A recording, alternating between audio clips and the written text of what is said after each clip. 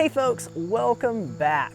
So this week we are doing the very last little bit of waterline. So what I showed before in the previous video where I was doing waterline stuff, we kind of started just over into the hayfield that's over that direction, and then we started heading up the mountain from there. So what we got to do is we're going to connect in where I started there and then bring it down here to the Millhouse. Now it's only about 100 feet or so, so it's not going to be too bad.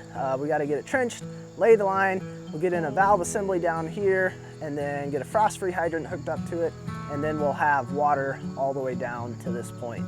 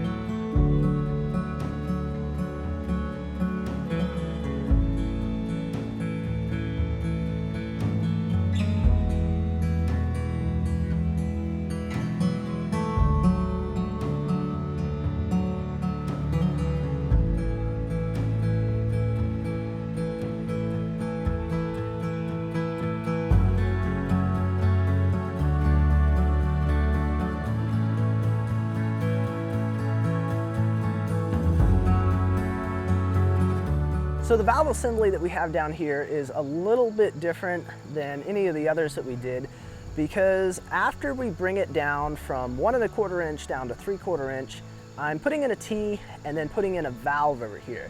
Now this was an idea that my dad had, and this allows me to have a full pressure valve on there that if I ever want to hook something up to there and have a really high pressure, we're talking like 150, 175 PSI line coming off from there. If I want to use that for, washing down equipment, blasting mud off from stuff, something along those lines, I'll have a high pressure line coming straight off from that main line. Now after that, we're going to put in the pressure reducing valve, which is something that we've had to put on all of these lower valves that we've been putting in. And after that, we got a T. One part of that goes to a frost-free hydrant, the other part goes to another valve, and then that valve is going to eventually hook up in here into the Millhouse so that I can have water up here in the workshop.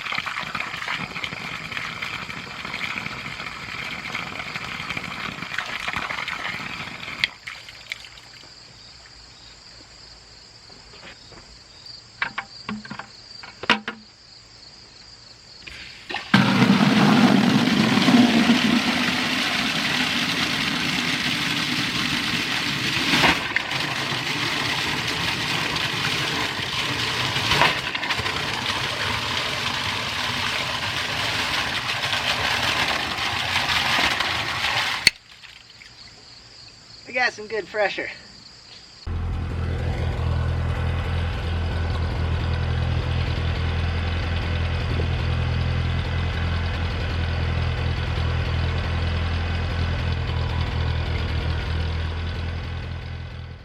Alrighty folks, that is it for this little stage of the project. It is so nice having the water just that little bit closer. I mean, we did have the frost-free hydrant out there, but this brings it in right beside the mill house. And then it'll be really nice once I get the line coming up into here.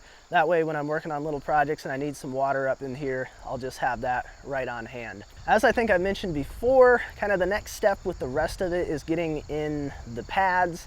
And to do that, it's going to require it to be somewhat dry around here. And as a lot of the East Coast is currently we're getting a good bit of rain from hurricanes that are coming up through here. So I'm not for sure when we're going to be getting back to doing some of that work. But hopefully in the not too distant future, we'll be able to get back to doing a little bit of that and having those finished off. So that is going to be it for this week's video. As always, I appreciate you guys watching, and I will see you next time.